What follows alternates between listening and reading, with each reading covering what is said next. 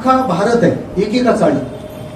म्हणजे गुजरातहून कापड व्यापाराच्या निमित्ताने आलेले गुजराती बांधव आहेत, सोनं विकायला आलेली मारवाडी बांधव आहेत, त्याच्या बाजूला पंजाबदा पुत्र ट्रक चालवायला आलेले सरदारजी आहेत, केसर विकणारा पहिलगामचा काश्मीरी आहे, सिक्युरिटी सांभाळणारी हिमाचलचे जाट आहे, सकाळी दुधाची पिशवी घेऊन येणारा युपीचा भैया आहे, कचरा उचलणारा बिहारी आहे, तिकडे मच्छी विकणारे बेंगाली टोपले घेऊन येतात, सकाळी मसाला डोसा घेऊन येणारा उडुपी कर्नाटकातून आलाय, अहो टायरचं पंचर काढणारा अण्णा केरळहून आलाय.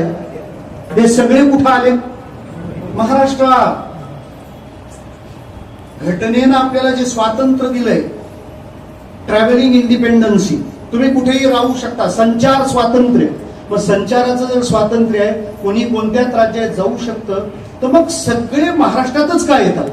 त्याचं कारण असं आहे महाराज, आपल्या जवळच्या माणसाशी आपण कसं वागावं. कीर्तनाच्या आधी माझ्या वाचनात एक मुद्दा आला. चीनचा 7व्या शतकात एक प्रवासी आला होता, युआन चॉंग. 17 वर्षे तो हिंदुस्थानात होता आणि त्याने महाराष्ट्राबद्दल एक वाक्य लिहिलंय, महाराष्ट्रातले लोक खूप प्रेमळ आहेत, आपल्या जवळ असलेल्या माणसाला ते कधी त्रास देत नाही. फक्त त्याच्यापुढे त्यांनी असं लिहिलंय, त्यांना त्रास दिला तर ते कोणाला सोडत नाही.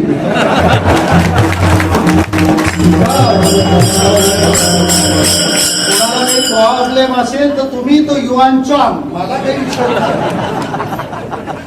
तर काय म्हणायचं आहे? किती सहनशीलता आहे, किती सहनशीलता आहे. मुंबईत मराठी जगवायची पाळी येते, याचा अर्थ काय? आम्ही सगळ्यांकरता सहिष्णू आहोत.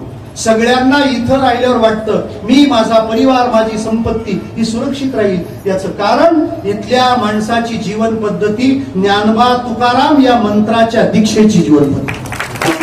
आम्हाला ज्ञानोबांनी सांगितलंय ही सगळी परमात्म्याची रूप आहे. आमचे जगद्गुरु तुकोबा आहेत, आमच्या साधुत्वाची व्याख्या करताना सगळ्यांचा स्वीकार जे का रंजले गांजले त्यासी म्हणे. पंढरपुरात आल्यानंतर कसलाही असो महाराज, दगड असो ना, खळा पाजर रोकडे, प्रमाण आपण मोठ्या आवडीने गातो. वर्णाभिमान विसरली आती, एक एका लोटांगणी जाती, निर्मळ चित्ते झाली हवी, पाषाणा पाजर सुटती. हा पाषाण म्हणजे खड विठ्ठला.